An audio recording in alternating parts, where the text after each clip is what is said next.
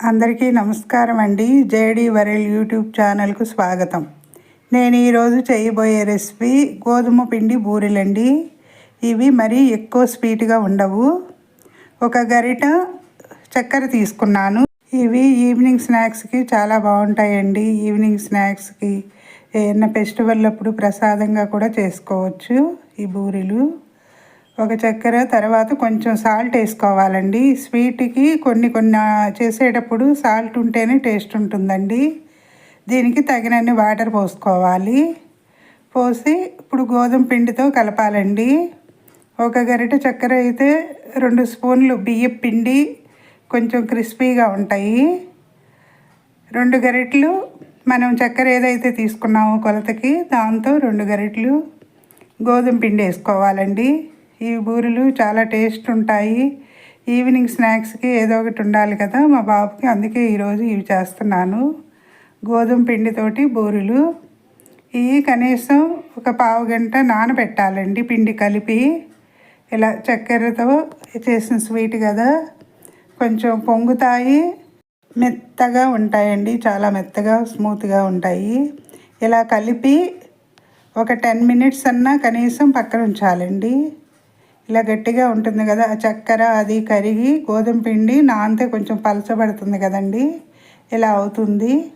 కలిపేటప్పుడే ఇలా కలిపితే ఇంకా బాగా పలచగా అయిపోతుందండి. ఈ దోశల పిండి మాదిరిగా కలుపుకోవాలి పిండిని.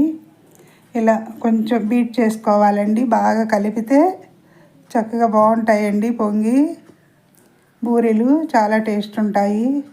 ఈ ప్రసాదాలప్పుడు కూడా చేసుకోవచ్చండి. నేనైతే ఈవినింగ్ స్నాక్స్కి చేస్తున్నాను బాబుకి. తర్వాత స్టవ్ వెలిగించి మూకుడు పెట్టి ఆయిల్ వేసానండి. ఆయిల్ కూడా ఎక్కువ పట్టదండి ఇవి బూరెలు చేసుకోవటానికి. చాలా తక్కువ పీలుస్తుంది గోధుమ పిండి. ఇలా ఒక్కొక్కటి ఆయిల్ వేడైన తర్వాత ఈ గరిటతో వేస్తున్నానండి. ఇదివరకు అమ్మ వాళ్ళు అయితే నేతి గిన్నెతో వేసేవాళ్ళు, చక్కగా రౌండ్గా వచ్చేవి. ఈ ఒక చేత్తో ఫోన్తో వీడియో, ఒక చేత్తో వేయటం మూలంగా కొంచెం రౌండ్గా లేవండి. కాకపోతే బారుగా వచ్చినాయి కొంచెం. లేదంటే కనుక రౌండ్గా కూడా వస్తాయి. అలా పొంగుతాయండి వేసే బూరెలు. మనం ఎక్కువ చేసేటప్పుడు ఇంకా కొంచెం పిండి ఎక్కువ కలుపుకోవాలి. ఈ బాబు నేనేం కదా, ఈ బాబుకి ఈవినింగ్ స్నాక్స్ కానీ చేస్తున్నాను. ఇలా ఒక్కొక్కటి మళ్ళీ మరోవైపు తిప్పుకోవాలండి. ఇలా పొంగుతాయి. పిల్లలకి హెల్త్కి చాలా మంచిదండి ఈ గోధుమ పిండితో చేసినవి కూడాను. ఇలా ఒక్కొక్కటి తిప్పి మరోవైపుకి వేగించుకోవాలండి. ఇవి ఇదివరకు అమ్మ వాళ్ళు కూడా చేసేవాళ్ళండి ఈ గోధుమ పిండితోటి. కాకపోతే అప్పుడు కొంచెం రౌండ్గా వేసేవాళ్ళు. నేను చేతిలో ఫోన్ ఉండటం మూలంగా ఇలా వేస్తున్నానండి. టేస్ట్ మాత్రం చాలా బాగుంటాయండి. హెల్త్ పరంగా కూడా మంచిది. దీనిలో కొంచెం గోధుమ రవ్వ కూడా కలుపుకోవచ్చు. నేనైతే కలపలేదండి.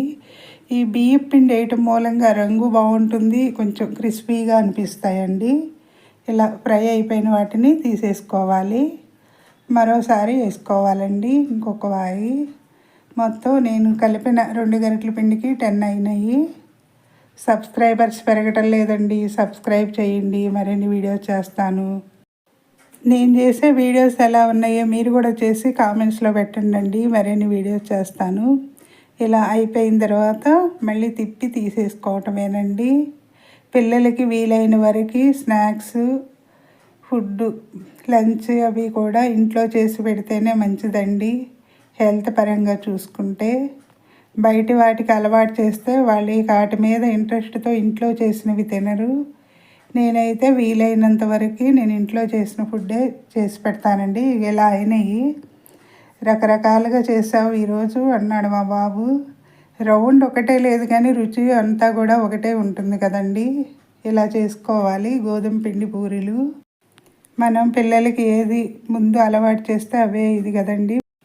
అయిపోయిందండి గోధుమ పిండి బూరెలు. నచ్చితే లైక్ చేయండి, షేర్ చేయండి, సబ్స్క్రైబ్ చేయండి. మీ లక్ష్మీ కుమార్.